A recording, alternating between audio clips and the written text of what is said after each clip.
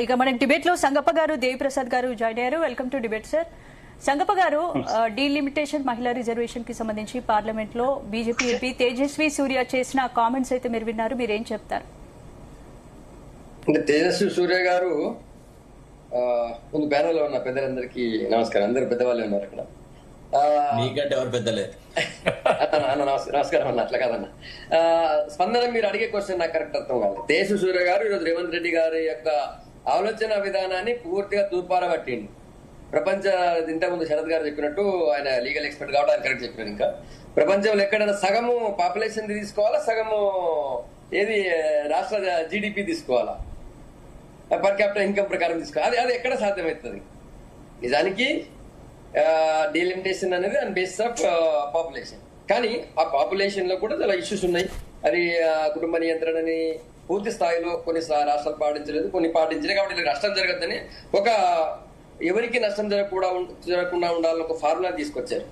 ఆ ఫార్ములా ప్రకారమే ఈరోజు 50% సీట్స్ పెంపు అనేది ప్రభుత్వం నిర్ణయించింది. దాని మీద డిస్కషన్ జరుగుతుంది.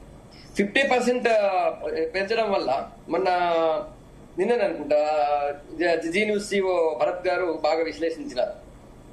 129 సీట్స్ ఇప్పుడు సౌత్ ఇండియాలో ఉన్నాయి. 23.7% ఉంది. నెక్స్ట్ తెలంగాణ విషయానికి వచ్చినట్టయితే ఇప్పుడు ఆల్రెడీ మన దగ్గర 17 ఉన్నాయి. నెక్స్ట్ 26 కాబోతుంది. సో ఎట్లా చూసినా కూడా 23.75% తగ్గట్లేదు. మీ మన పర్సెంటేజ్ మారట్లేదు. అట్లా అంటే యూపీలో 80 ఉన్నాయి, వాళ్ళకి 120 అవుతున్నాయంటే అక్కడ 80 ఎవరు పెట్టారు? మరి ఇప్పుడు బీజేపీ గవర్నమెంట్ పెట్టింది 80.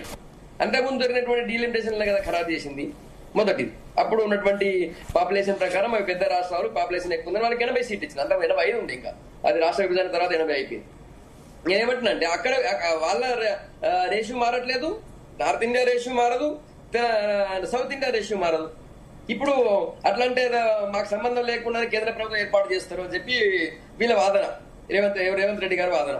మరి ఇప్పుడు 543లో ఈ 129తో మాత్రమే గవర్నమెంట్ ఏర్పాటవుతుందా? ఒకవేళ రేవంత్ రెడ్డి గారు అనుకున్నట్టయితే ఇప్పుడు కూడా వేరే రాష్ట్రాల నుంచి కావాలి కదా మొదటిది. కాబట్టి ఆయన తీసుకొచ్చినటువంటి లాజిక్ చాలా ఇల్లాజికల్. అది చాలా స్పష్టంగా అంటే సౌత్ ఇండియాకి అన్యాయం జరుగుతుందని ఇక్కడ కాంగ్రెస్ బీఆర్ఎస్ అయితే ఆరోపిస్తున్నాయి. మరి అన్యాయం ఏం జరగట్లేదని కేంద్రం చెప్తోంది. ఏంటి అసలు నిజమే? ఎస్ స్పందన, ఒక విషయం, సౌత్ ఇండియా కన్నా మిట్ట జరుగుతుంది చెప్పాలి కదా. సౌత్ ఇండియాకి అన్యాయం ఎట్లా జరుగుతుంది? ఇప్పుడు తెలంగాణలో 17 సీట్లు ఉన్నాయి, యూపీలో 80 సీట్లు ఉన్నాయి. మరి ఇప్పుడు ఆడ 80 ఎందుకు? మాకు 17 కనుక మీరు ఇప్పుడు గొడవ చేయొచ్చు కదా. దీనికి సంబంధం లేకుండా కూడా 80 సీట్లు ఎవరు ఇచ్చిరు? నరేంద్ర మోడీ గారి గవర్నమెంట్ ఇచ్చిందా? అటల్ బిహారీ వాజ్పేయి గారి గవర్నమెంట్ ఇచ్చిందా? అంతకుముందు జరిగినటువంటి డీలిమిటేషన్ లో అప్పుడు జనాభా ప్రాతిపదికన ఇచ్చిన దాంట్లో కాంగ్రెస్ గవర్నమెంట్ కదా ఇచ్చింది. లాస్ట్ చివరి డీలిమిటేషన్ కాంగ్రెస్ గవర్నమెంట్ చేసింది. అయితే సంగప్ప గారు, నిజానిజాలు ఈ ఆరోపణల మీద నిజానిజాలు ఎలా ఉన్నప్పటికీ కూడా దక్షిణాదిలో ఉన్నటువంటి ముఖ్యమైన అన్ని రాజకీయ పార్టీలు ప్రజల్లోకి విస్తృతంగా సౌత్ కి ఏదో అన్యాయం జరుగుతుంది అనేది తీసుకెళ్లడంలో కొంత సఫలమైనటువంటి పరిస్థితి. కానీ ఈ రోజు ప్రధాని మోదీ గ్యారంటీ ఇచ్చారు కదా, సౌత్ కి మోదీ గ్యారంటీ వర్కౌట్ అవుతుందా? ఒక నిమిషం సార్, సంగప్ప గారు ఒక్క సెకండ్. లాస్ట్ డిబేట్ ఎండ్ లో హోం మంత్రి గారు దీన్ని క్లారిటీ ఇచ్చినాడు. ఏమని? సౌత్ కు నష్టం జరుగుతుంది, అన్యాయం జరుగుతుంది అనే దాన్ని ప్రస్తావించి ఏ రాష్ట్రంలో ఇప్పుడు ఎంత ప్రపోర్షనేట్ రిప్రజెంటేషన్ ఉంది, ఎంత పెరుగుతుంది అనే విషయాలు ఎక్స్ప్లెయిన్ చేస్తూ తెలంగాణలో ఎట్లా పెరుగుతుంది, ఆంధ్రాలో తెలంగాణలో ఎంపీ సీట్లు 17 నుంచి 26 పెరుగుతాయి, ఏపీలో 25 నుంచి 38 సీట్లు పెరుగుతాయని చెప్పారు. Correct, exactly. అట్లా ప్రపోర్షనేట్ పర్సంటేజ్లు కూడా ఇచ్చిన తర్వాత ఇప్పుడు ఏది విషయంలో కూడా చర్చ మొదలెట్టంగానే మనువేయాలనేది రేవంత్ రెడ్డి సంకుచిత రాజకీయం. ఇప్పుడు first of all fundamentally you could have weighted till the debate takes place. ఇప్పుడు ప్రధానికి, కేంద్ర హోంమంత్రికి దేశం పట్ల బాధ్యత లేదు, రాష్ట్రం పట్ల బాధ్యత లేదు అంటే వాళ్ళ పార్టీని రాష్ట్రాలలో పొందముచ్చుకుంటారా? ఇట్లాంటి సంకుచిత రాజకీయాలు చేసేసి అది సంకుచితంగా ఆలోచించే విధానం. అది అట్లా ఉండదు. ఇప్పుడు ఒక చెట్టు అండి, ఇప్పుడు అంత కాదు, ప్రపంచంలో ఏ దేశంలో అభివృద్ధి అంత ఈవెన్ అమెరికాలో కూడా there are some states which are fighting against the federal government for development, for more allocation of funds, more powers. ఇది కామన్ గా ఉంటదమ్మా. ఎక్కడ కూడా మన దేహంలోనే అన్ని అంగాలు ఒకంత పవర్ఫుల్ గా ఉండదు. మనం కొంత సైంటిఫిక్ గా ఆలోచించాల్సి వస్తుంది. Okay. ఏదో ఒక అంశం కావాలి అని అన్నప్పుడు ఒక అంశంగా దాన్ని రాజకీయంగా తీసుకురావచ్చు, చర్చ చేయవచ్చు, ఏదైనా చేయొచ్చు. కానీ ఒకసారి భారతదేశానికి సంబంధించిన హోంమంత్రి on the floor of the house మీకు అన్యాయం జరగట్లేదు అని చెప్పిన తర్వాత ఇంకా సదరన్ రీజియన్స్ కి నష్టం జరుగుతుందని టీఆర్ఎస్ వాళ్ళు వీళ్ళు అంటే రీజనల్ పార్టీస్ వాళ్ళ ఉనికి కోసమని ఏదో ఒక రకంగా మాట్లాడతారని అర్థం చేసుకోవచ్చు. కానీ ఒక నేషనల్ పార్టీని రిప్రజెంట్ చేసిన ముఖ్యమంత్రి అంత సంకుచితంగా మాట్లాడితే అది అర్థం లేని మాట అని నా అభిప్రాయం. రైట్, సంగప్ గారు కంటిన్యూ. శరత్ అన్న ఓకే, శరత్ ఒక విషయం. ఈ రోజు స్పందన మీరు అడిగినట్టుగా సౌత్ ఇండియాలో ఉన్నటువంటి పార్టీలను వ్యతిరేకిస్తుంది. సౌత్ ఇండియాలో ఉన్న పార్టీలు అన్ని కాదు, ఇప్పుడు తమిళనాడు, తర్వాత కేరళ అండ్ తెలంగాణ కాంగ్రెస్ పార్టీ ఉంది, కర్ణాటక కాంగ్రెస్ పార్టీ ఉంది. ఈ తమిళనాడులో ఇప్పుడు 39 సీట్లు ఉన్నాయి. ఇప్పుడు ఇంకో 20 సీట్లు పెరుగుతాయి, ఇంకో 20 సీట్లు 40-20 సీట్లు పెరుగుతాయి. తర్వాత కేరళలో 20 ఉన్నాయి, 20-30 అవుతాయి. కర్ణాటకలో 28 ఉన్నాయి, అవి కూడా ఇంకొక 14 సీట్లు అక్కడ. అంటే మొత్తం దక్షిణాదిలో 169 సీట్లు అదనంగా పెరుగుతాయని చెప్పారు అమిత్ షా. ఎగ్జాక్ట్. ఇప్పుడు 23.47% ఉంది ఇప్పుడు దేశంలో సౌత్ ఇండియా కాంట్రిబ్యూషన్ ఇప్పుడు ప్రజెంట్. ఇంకా నెక్స్ట్ పెరిగిన తర్వాత కూడా అదే పర్సెంటేజ్ ఉంటుంది, ఏం మారదు.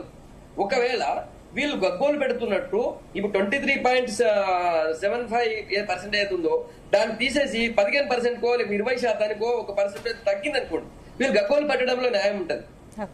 ఇప్పుడు ఉన్నటువంటి రేషియో అట్లానే ఉంటుంది. నెక్స్ట్ మొత్తం దేశం మొత్తం నిజానికి ఒకవేళ జనాభా ప్రాతిపదికన చేసినట్లయితే ఖచ్చితంగా నార్త్ ఇండియాలో చాలా రాష్ట్రాల్లో చాలా ఎక్కువ సీట్లు పెరిగేటివి, సౌత్ ఇండియాలో తగ్గేటివి. ఆ రేషియో చూసినట్టయితే అట్లా జరగకూడదనే కదా ఇప్పుడు 73లో కానీ లేకపోతే నెక్స్ట్ 2001లో కానీ ఎందుకు ఫ్రీజ్ సక్సెస్ఫుల్ గా కాలేదు, జనాభా అనేది ఒక స్థిరత్వానికి రాలేదు అనేటువంటి ఉద్దేశంతో ఫ్రీజ్ చేశారు ఏది సీట్ల పెంచడానికి. 2001లో 25 ఏళ్ల తర్వాత అని చెప్పారు. సో 26 వచ్చింది. ఇప్పుడు ఆర్టికల్ 81 ప్రకారం ఖచ్చితంగా డీలిమిటేషన్ చేయాల్సిందే. రేవంత్ రెడ్డి ఒప్పుకోకపోయినా లేకపోతే రాహుల్ గాంధీ ఒప్పుకోకపోయినా వీళ్ళు ఫస్ట్ ఏమంటారు, డీలిమిటేషన్ వద్దంటారు మొదటిది. రెండవది ఈ మహిళా బిల్ కి దానికి ఎందుకు లింక్ పెడుతున్నారు అంటారు.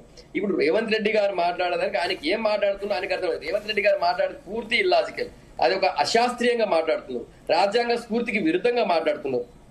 పర్ క్యాపిటల్ ఇన్కమ్ ఎక్కువ ఉన్నటువంటి రాష్ట్రాలకి ముందు సీట్లు ఇవ్వాలి, సగం సీట్లు పెంచాలి అంటాడు. ఒకవేళ రేవంత్ రెడ్డి గారు అట్లా అనుకున్నట్టయినా కూడా మన తెలంగాణ రాష్ట్రాలంటే టాప్ లో లేదు, మహారాష్ట్ర ఉంటది, సౌత్ ఇండియా కాదు. అప్పుడు కూడా మధ్యలో ఉన్నటువంటి మధ్య భారతదేశం ఉంటది, మహారాష్ట్ర టాప్ లో ఉంటది పర్ క్యాపిటల్ ఇన్కమ్ ప్రకారం చూసినట్టయితే. మీరు జీడీపీ చూసినట్టయితే హర్యానా కూడా టాప్ లో ఉంటది.